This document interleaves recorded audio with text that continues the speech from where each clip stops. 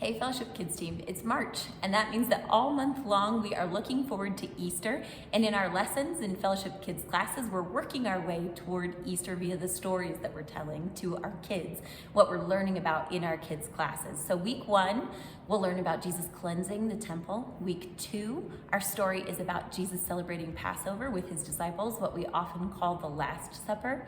In week 3, we're learning about Jesus standing before Pilate and being tried.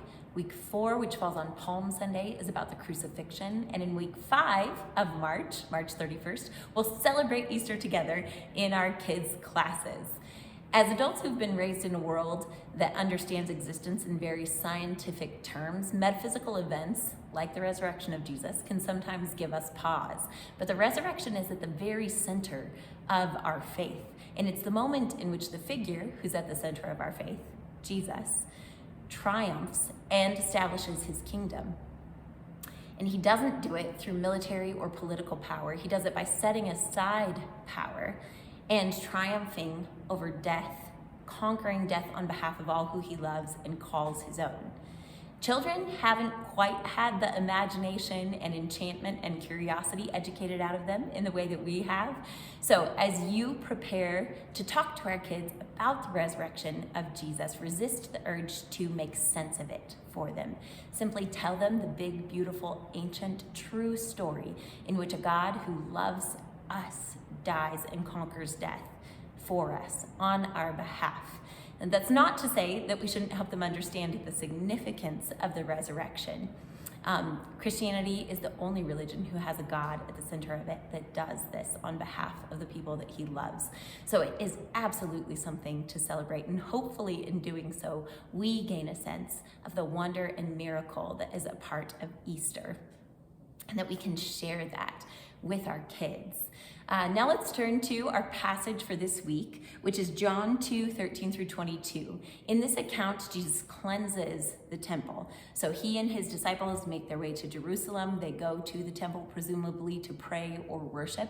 Jesus sees something that makes him very angry, and he drives some of the merchants and money changers out of the outer court of the temple and confronts them, and then says something very curious about the temple being torn down and that fact that he will raise it up again in 3 days. John places this story at a very unusual place in his gospel. In the other 3 gospels, Matthew, Mark, and Luke, this story is situated within the events of Holy Week. In John's gospel, it's in chapter 2, and John records it for us directly after talking about Jesus changing water into wine and the miracle that happened at the wedding in Galilee. Commentators aren't agreed on whether or not this may be 2 separate occurrences, or if John simply placed this intentionally at the beginning of his gospel to point us to some bigger truth about Jesus and the fact that he was the Messiah. It seems to be the latter, although we will move forward with teaching it without quite having that question reconciled for us. But the bigger question is why? What made Jesus so upset that he reacted in this way? And it seems that there could be one of 3 reasons. One might be the exploitation that was taking place, that the practices of the merchants and the money changers were unjust and were taking advantage of people who had come from a long way to come to Jerusalem to worship, and may not have had much money and didn't bring animals with them. So they needed to purchase an animal to participate in worship or to exchange money for the particular sort of currency that would allow them to pay the temple taxes. That could be one reason. The second, which is very likely involved in Jesus' motive for addressing this, was that the form of worship that was taking place gave the indication of worship, but the substance was lacking. The heart was lacking. Isaiah, Jeremiah, and Hosea all confront Israel for exactly this, that they were participating in worship, but their hearts were far from God.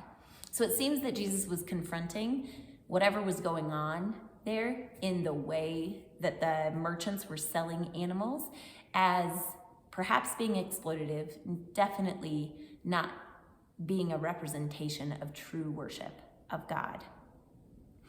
And then the third reason could be that the merchants were set up in a place that was reserved for the Gentiles to come and pray in the outer court of the temple. So in some of the other Gospels, a note is recorded for us, particularly in Mark's Gospel, that Jesus said his Father's house was to be a place of prayer for all nations. And the merchants were using the area that was to be assigned for the Gentiles and anyone who wanted to come and pray and worship God to participate in. And so they were disallowed from participating in worship because of the merchants being set up in the way that they were there. Regardless, Jesus drives out the merchants and money changers. And then let's read together what he says. The Jews ask him for a sign so that he can prove his authority. And Jesus says, "Destroy this temple and I will raise it again in 3 days." They replied, "It has taken 46 years to build this temple, and you are going to raise it in 3 days?" But the temple he had spoken of was his body. After he was raised from the dead, his disciples recalled what he had said. Then they believed the scriptures and the words that Jesus had spoken. And it's incredible that as John records this for us, that he notes that the disciples, in looking back on this interaction, suddenly knew what Jesus had been talking about. That Jesus was establishing a form of worship in which all people could participate, in which everyone had access to God through him.